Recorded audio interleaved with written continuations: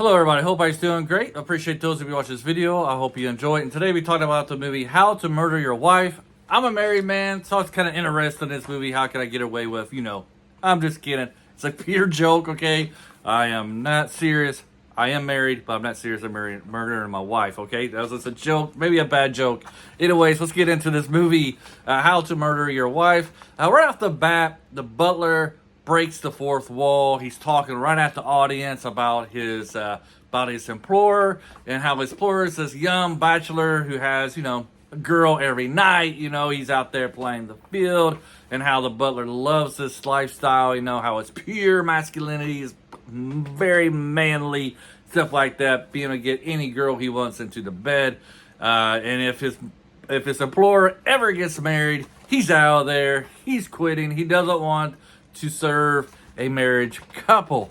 So you get that, it kind of reminded me of Ferris Bueller, that type of movie, though, like how he broke the fourth wall. However, taking over this, that's the only time, like the first, 5 minutes he's talking to the audience. It's the only time, like, the fourth wall is broken that I can remember. There might be a scene or two that I forget, but from what I remember, the beginning is the only time he breaks the fourth wall. However, it is a comedy, of course, and it's about this comic strip writer who, at the beginning, he likes, his comic is about a spy, and he likes to reenact what he's getting ready to write about or draw on his comic.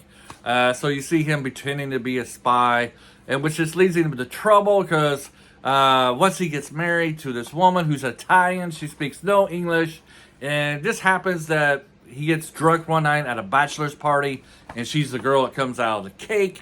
She's I guess he gets drunk enough to get married. I guess he gets married at midnight. I have no idea, but he wakes up the next day and he's married to this beautiful woman. She's Italian. She speaks no English whatsoever, and she learns her English from TV.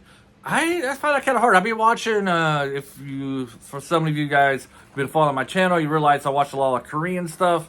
And I've been watching Korean movies for about 3 or 4 years, and I cannot speak fluent Korean. Of course, I'm not living in Korea. I'm not living in Korea, so I don't speak it every day. Maybe that helps, that she's actually watching it on TV, and then she's living in America where everybody speaks English. That probably would help her learn her English. But anyway, she learns her English from watching television, which is, pretty funny. A couple things that I noticed about this, he's not really thrilled that he's married, but he starts to enjoy his marriage life. One thing that I thought was funny, because it happened to me, was like he gets married and all of a sudden, automatically, he starts to gain weight. He gets him a little belly, a little stomach there. That's happened to me. I got married, and then 6 months later, I gained like 40 pounds. Like, I only weighed like a 140 to 150 when I was married. And I was in August. The time December came upon, I weighed 200 pounds. And I haven't been able to stop gaining weight, even though I'm trying to. I would like to lose. I wouldn't want to go back down to 140, but, I'd like to get around 170 or something like that. But I did find out kind of funny that, they show that part where he gets married and then he gains weight. So he has a good wife, I would say. She really loves him. She cares for him. Even though it was like a one-night stand, but somehow developed into a marriage. Then she does all the wifely stuff. She's cooking breakfast for him. She's kind of like, she wants to make sure she knows where he's at all times. So she can be kind of clingy a little bit. But you have an example of her and then his best friend's wife. His best friend's wife is like the worst wife you could ever have. She's constantly putting her husband down, tearing him apart, nagging at him, stuff like that. While our main character's wife is very supportive. They work very well together. They got good chemistry. You can tell that they respect each other. Though, our main character here, Jack Lemmon. That's why I don't say actors' names when I do these videos most of the time. I can never pronounce them right. But anyways, you can tell that he loves his wife. He's enjoying it, but he does miss some of the freedom that he would have. And there's a part where he goes to like a man's club, and his best friend's wife feeds his wife's a bunch of stories and nonsense, and so she bursts into the to this man's club, and then it kind of embarrasses him because he's in front of all these manly men, and he gets kicked out, and so he decides to do a comic about her death, and then she thinks that he's really wanting to kill her, so she kind of disappears, and then he kind of goes on a trial about the murder of his wife.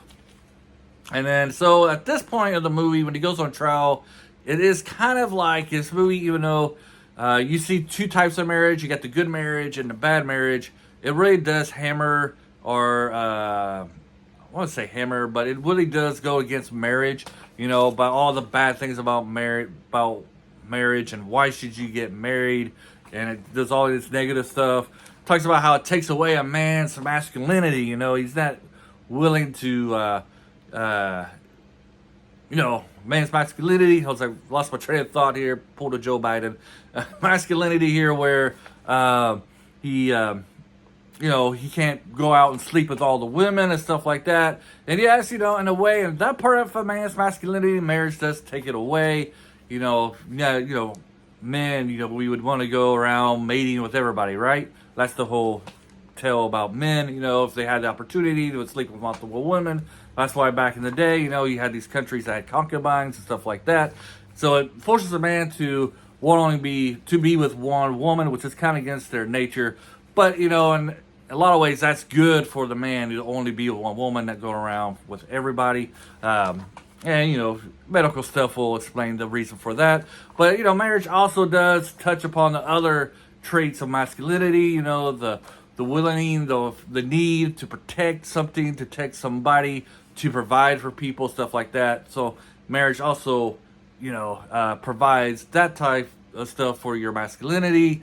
But, you know, the movie really hammers on all the negative, but it never can explain, like, why you to get married. You know, it never explains why a person should be married or stay married. And then this is old enough, so we won't give away the plot, you know. So in the end, when he's found not guilty for murdering his wife for like a bunch of nonsense, because all the evidence is hardcore why he that he did it, you know, and he gives up some kind of nonsense why he's innocent. And of course, the whole juror is men, and they say he's not guilty. Now I'm trying to figure out where I was going with that, but it never explains why you should get married, why marriage is important. It never goes that way. It just tells you why marriage is always bad, which is like in every movie and every time you talk to people who are married, it always talks about the negative parts, but why should they stay married? And when he gets back with his wife, he's happy again. So it's like, I guess the moral of the story, why you should be married, is going to make you happy. And he, like I said, he just loves his wife, and that's why he wants to be married to her, and that's kind of how it ends, on a happy note. And, you know, yay for marriage. It's all of this negative stuff, but as long as you have a wife, a woman that you love, or a man that you love, you're gonna lead a happy life. I'll give this a recommend. You know, if you're new to the channel, I recommend with caution, recommend, and then highly recommend. It's like a fantastic show. I figure this is average. It's nice, recommend. It's a good comedy. You know, Jack Lemmon from Grumpy Old Men, for people from my generation probably knows him from the Grumpy Old Men, All Americans, and Out to Sea.